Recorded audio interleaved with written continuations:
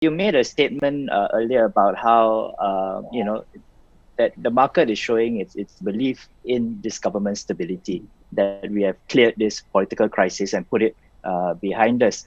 But can you explain in your own words, why should the public and the market be more positive on this government stability? We mentioned the makeup is very similar. Why is it that we should be moving ahead from here with the belief that this government will be more stable? Can we expect a decent runway for government plans, for MOF programs to take root, instead of this question of, elections might be held anytime soon. It could be this quarter, next quarter.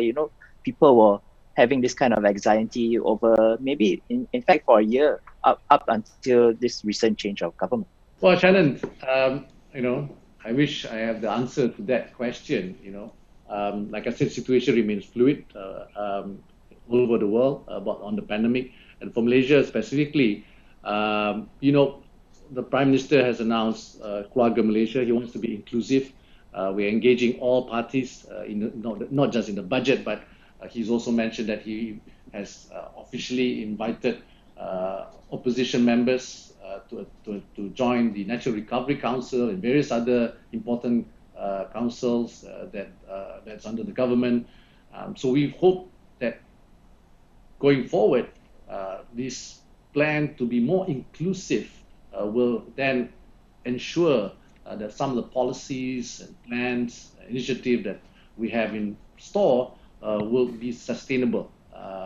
We'll never know, right? But if we look at this, let's look at it this way. Like you said, many ministers have been reappointed. Then, to me, in my own words, and I've been using all my own words, by the way, Shannon, that the current Prime Minister is focused on continuity, particularly in facing COVID challenges. I mentioned before about some of the key ministries. And we look at the political leaders, which is my second point, is political leaders must strive for political stability. As we know, political turbulence is too costly for our economy and impacts investor confidence in the short term, medium term, and also long term. But more importantly, we must also regain the confidence of Malaysians on the government's exit strategy from the pandemic. So we must, like what the Prime Minister said in his maiden speech, work together as a family, or Keluarga Malaysia, and the Prime Minister stressed as well that he has reached out to leaders of the few opposition. In fact, the first week in office, there was a joint statement with all the opposition leaders. So I'm optimistic that together with the other opposition politicians, we will work together to support the nation's recovery and build a more resilient, sustainable future for all. Right? So I think these prospects have been reflected in recent positive sentiments in the capital and financial markets. And now the focus is on execution. So the Prime Minister has talked about the 100-day plan. Right? The cabinet members will continue to work harder to ensure that all plans are executed well for the people.